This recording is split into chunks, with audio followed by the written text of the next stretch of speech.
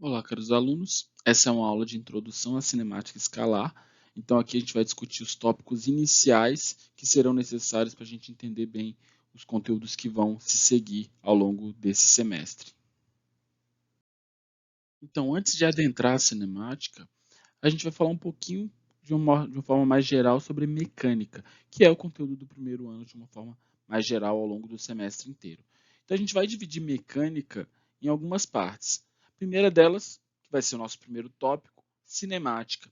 Na cinemática, a gente está preocupado com movimentos, na verdade, toda a mecânica está preocupada em estudar e entender os movimentos, só que na cinemática, a gente vai fazer isso sem se preocupar ou sem fazer uma investigação aprofundada sobre causas e consequências. Então, na cinemática, eu só quero saber como o movimento acontece. Então, se eu pegar exemplo, um corpo caindo, me interessa saber qual é a velocidade e a aceleração que ele vai chegar no chão. Então, a aceleração é vetor, velocidade é vetor. Qual é a velocidade, qual é a aceleração com a qual ele vai chegar no chão, qual a altura da qual ele está caindo, quanto tempo ele demora para chegar no chão. Então, são elementos que a cinemática vai se preocupar. Nosso outro conteúdo é a dinâmica, que vai continuar tentando entender os movimentos. Só que aqui a gente vai estar preocupado em criar modelos para explicar as causas e consequências. Então, quando a gente chegar nesse tópico, não vai bastar dizer qual é a velocidade ou qual é a aceleração de um corpo. Eu vou querer saber que existe uma força da gravidade, então a força gravitacional, puxando ele para baixo. Posso dizer que existe uma força de resistência do ar que vai estar atuando contra esse movimento. Então a gente tem outros elementos que eu vou estar preocupado. Na cinemática, eu quero saber só como ele se move. Na dinâmica, eu quero saber causas e consequências. Ele se move porque a Terra atrai com uma força de gravidade. Mas ele não acelera constante porque tem uma força de resistência do ar. Então, tudo isso a gente vai estar estudando aqui nessa parte de dinâmica. Daí, nosso outro tópico ainda dentro de mecânica é estática. Na estática, a gente vai estar tentando entender situações de equilíbrio, sistemas em equilíbrio. E o equilíbrio ele pode ser de vários tipos. Nem sempre a gente consegue chegar nesse conteúdo com o aprofundamento que eu gostaria, mas é sempre o nosso objetivo chegar o mais perto possível de vencer todo o conteúdo. Então, para a gente entender um pouco de como está o nosso planejamento, a gente vai começar com cinemática, depois a gente entra em dinâmica, e dinâmica a gente vai dividir em algumas partes, pegando primeiro as leis de Newton, depois adentrando aí trabalho, energia e tentando aí finalizar o ano com gravitação. Se der tempo, a gente comenta alguma coisa a mais de estática, mas isso sempre é variável ao longo dos anos. Voltando a essa ideia mais básica da cinemática, a gente vai precisar discutir o nosso primeiro conceito, que é o conceito de referencial. Quando a gente trabalha com a ideia de referencial, a gente está tentando definir a partir de onde eu vou medir as coisas. Então, na física, para falar de movimento, de posição, de qualquer coisa, eu antes disso preciso definir qual é o referencial que eu estou analisando. Tá? Então, referencial é o lugar geométrico onde está localizado o nosso observador. Perceba que o referencial não é necessariamente uma pessoa que observa. O nosso referencial é um lugar geométrico de onde eu começo a medir o sistema. Então pode ser que tenha alguém ali observando de fato o meu sistema e pode ser que não tenha ninguém. Pode ser que literalmente seja apenas o lugar. Quando a gente pensa, por exemplo, numa estrada, é, uma estrada muito longa, ela geralmente é organizada em quilômetros. Ela tem um número lá, rodovia DF, número tal, tal, tal. Quilômetro, tanto. Então, ao longo de uma rodovia, você vai ter lá nas placas na lateral qual é a quilometragem. Então, você na prática está medindo a sua posição em relação ao início daquela rodovia. Por que isso é importante? Caso o seu carro tenha um problema, você precisa chamar um guincho, caso tenha alguma emergência, você vai ter o referencial de dizer, estou na estrada tal, quilômetro tal. Então, posso dizer que isso seria um referencial em uma dimensão, porque eu só tenho um número, o número do quilômetro, a quantidade de quilômetros em relação ao meu ponto original. Eu posso ter outros outras formas de medir isso com mais informações. Quando a gente pensa, por exemplo, em latitude e longitude, a gente está trabalhando com 2 pontos de referência, sistema de 2 dimensões. O número de dimensões que eu estou medindo na física, no sistema físico, tem a ver com quantas informações eu preciso lidar para trazer a informação precisa da localização. Então, na superfície da Terra, 2 informações, latitude e longitude. Se eu pegar, considerando espaço aéreo também, aí eu preciso de 3 informações, latitude, longitude e altitude. Tá? Então, isso só pensando no montar o nosso referencial. Aqui no primeiro ano a gente vai trabalhar essencialmente com referencial em 1 ou 2 dimensões. Lá no terceiro ano a gente chega a falar de referencial em 3 dimensões também. Seguindo essa ideia, a gente percebe que para definir a posição de um corpo, a gente vai estar preso à ideia do referencial. Então, eu preciso ter o referencial para dizer aonde um corpo está. Tá? Nosso exemplo aqui, para definir um corpo na superfície da Terra, vou precisar sempre saber qual é a latitude e a longitude para definir com essas 2 informações algo análogo ao que a gente tem na matemática quando a gente trabalha o plano cartesiano, com eixo x na horizontal e eixo y na vertical. Para definir a posição, eu preciso saber qual é o x e qual é o y, assim como na Terra eu preciso da latitude e da longitude. Então eu sempre vou precisar de um número de informações para definir onde é que o objeto está.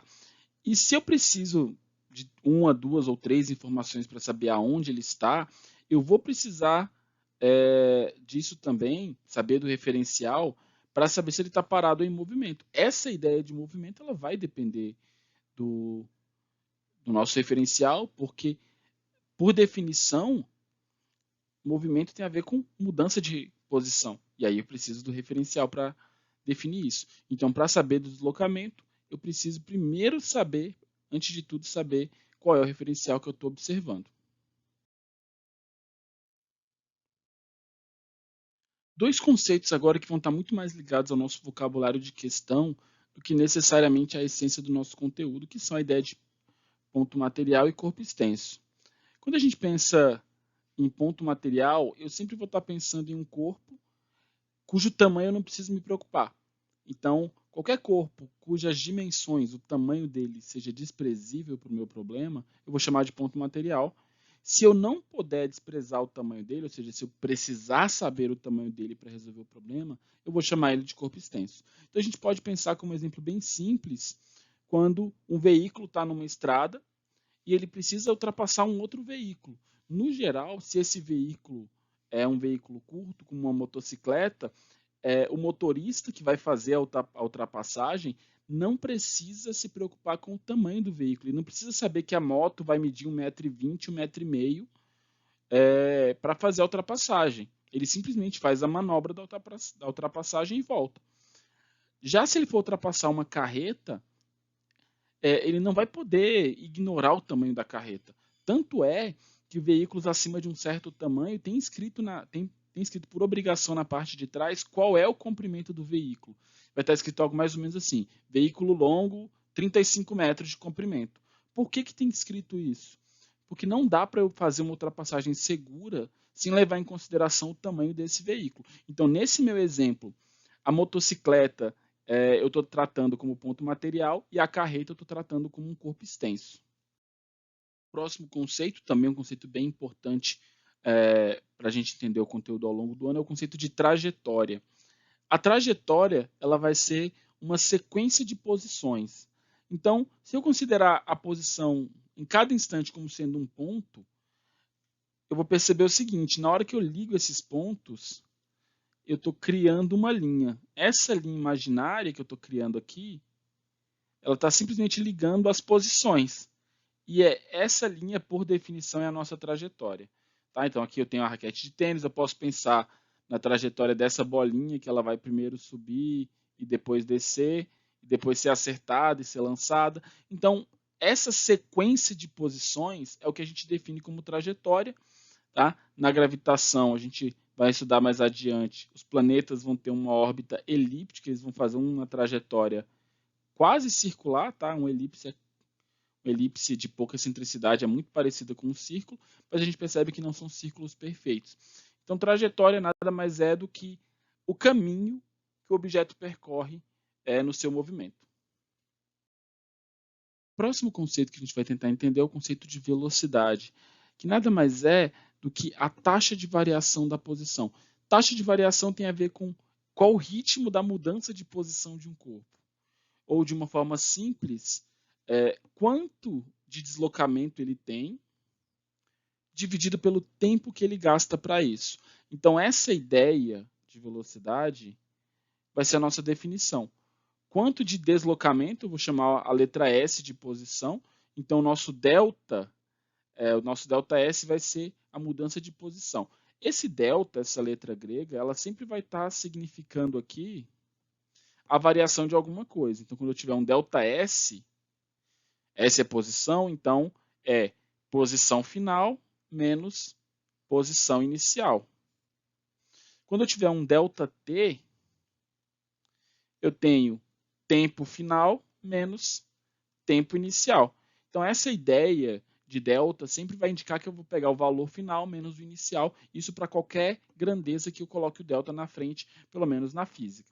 Então, nossa velocidade é o ΔS, o quanto a minha posição muda ao longo do tempo, dividido por um ΔT, que é o quanto tempo está gastando para que esse processo aconteça. Por definição, como a gente já estudou as unidades de medida, nosso ΔS ele vai ser medido em metros e o nosso ΔT ele vai ser medido em segundos. Então, a velocidade ela vai ser medida em metros por segundo. Posso trabalhar outras grandezas também, mas essa é a nossa grandeza padrão, metros por segundo. Tá? A principal grandeza que pode aparecer também é o quilômetro por hora. Ela também pode aparecer nesse contexto. Então, se eu estiver transformando aqui de quilômetros por hora, a grandeza em quilômetros por hora, e quiser transformar para metros por segundo,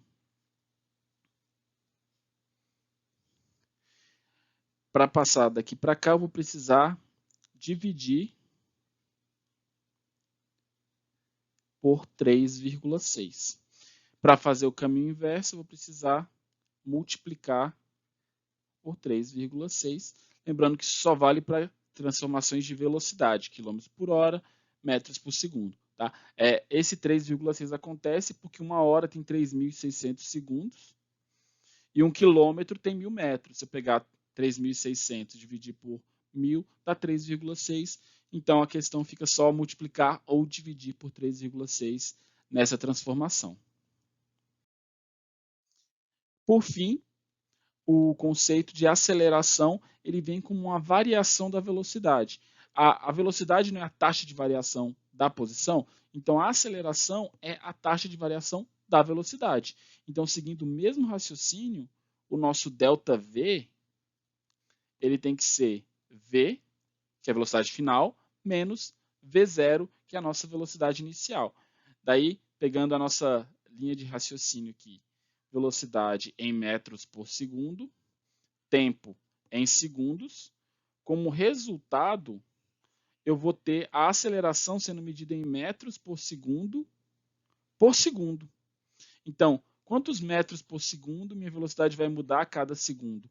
E aí, para evitar ficar falando por segundo, a gente coloca só o quadrado que está aqui. Então, minha unidade de medida de aceleração será o metros por segundo quadrado. Em questões com aceleração, a gente vai evitar usar a velocidade em quilômetros por hora. Por quê?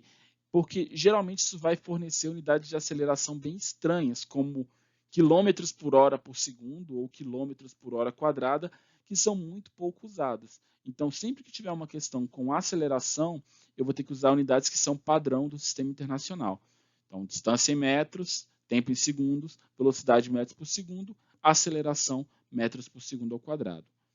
Perfeito? Galera, o que eu tenho para hoje é isso. Espero que tenham entendido. Qualquer dúvida, estou à disposição. É simplesmente mandar a mensagem com a sua dúvida e eu vou tentar responder o mais rápido possível. Então, bons estudos e cuidem-se.